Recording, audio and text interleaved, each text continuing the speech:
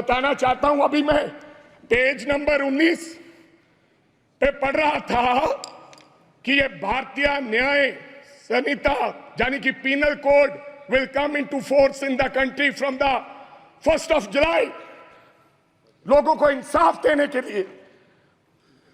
और देश के गृह मंत्री ने लॉ एंड ऑर्डर की बात कही कि पंजाब में लॉ एंड ऑर्डर की स्थिति ठीक नहीं है।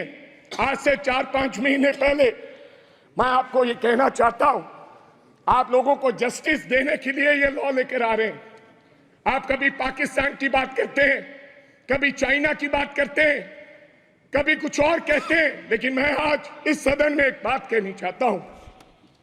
सभापति साहब, हमारा एक साथी था, उसका नाम था सिद्धू मूसेवाला, एक कलाकार था, दुनिया में उसका नाम था। चाहे तमिलनाडु हो, चाहे महाराष्ट्र हो, चाहे केरला हो, चाहे न्यूयॉर्क हो, उसके गाने पर दुनिया झूम उठती थी। और मैं ये भी कहना चाहता हूं सभापति साहब, टाइम स्क्वायर न्यूयॉर्क में हर तीसरे दिन सिद्धू मूसेवाला बजता है।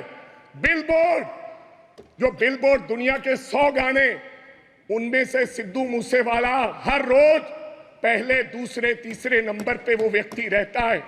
उसके साथ हुआ क्या, मैं आज इस सदन को जानकारी और बताना चाहता हूं आपके माध्यम से। क्या हुआ 28 साल के नौजवान के साथ। हम नेशनल सिक्योरिटी की बात करते हैं, आप कहते हैं हिंदुस्तान में परिंदा भी पर नहीं मार सकता। आप ये कहते हैं कि हम हैं, चिंता मत कीजिए।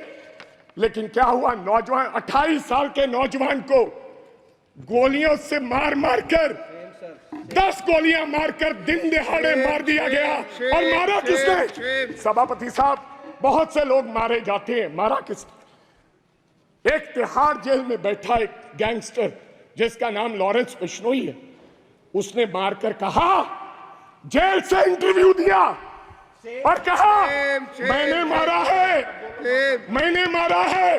अभी तो सिद्धू मूसेवाला मारा है, अभी इसके बाप को भी मरना होगा। जेल से इंटरव्यू दिया।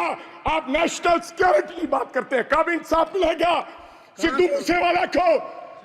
क्या होगा 28 साल का नौजवान जिसकी मां के एक बेटा था, एक, और बिना शादी के ब्याह में हमारे सर पर सेरे बांधे जाते हैं। सेराबंदी होती है, आपके भी होती है।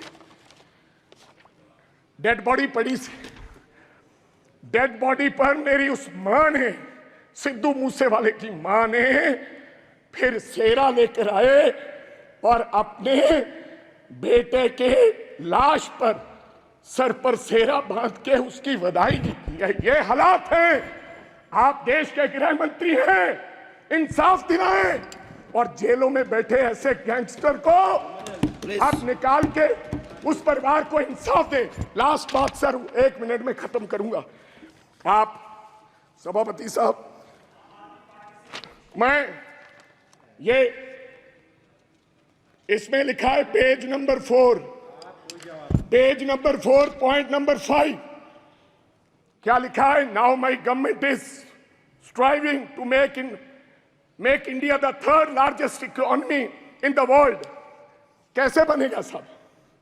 मैं सब उस शहर से आता हूं, लुधियाना से, जो हिंदुस्तान का कभी कभी ईस्ट मैनचेस्टर कहा जाता है, जिसको आज क्या हालात हो गए इंडस्ट्री के, डाइंग इंडस्ट्री है सर, वहां पर साइकिल इंडस्ट्री है।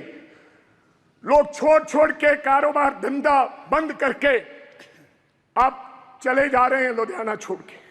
ये हालात कर दिए। मैं एक छोटी सी उदाहरण देना चाहता हूं। 10 साल में हमें इस सरकार ने कुछ नहीं दिया।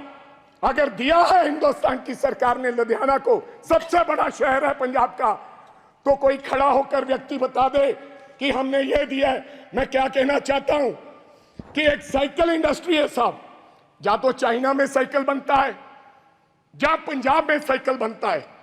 चाइना में साइकिल की प्रोडक्शन क्या है, आप हैरान हो जाओगे। आप मेक इन इंडिया की बात करते हो, 28 से 30 करोड़ एक साल की चाइना प्रोडक्शन करता है, एक साल की 28 से 30 करोड़। लेकिन लुधियाना क्या प्रोडक्शन करता है? 2.5 करोड़। क्यों? वजह क्या है? हमारा साइकिल 3500 रुपए का शुरुआत में बिकता है, लेकिन चाइना का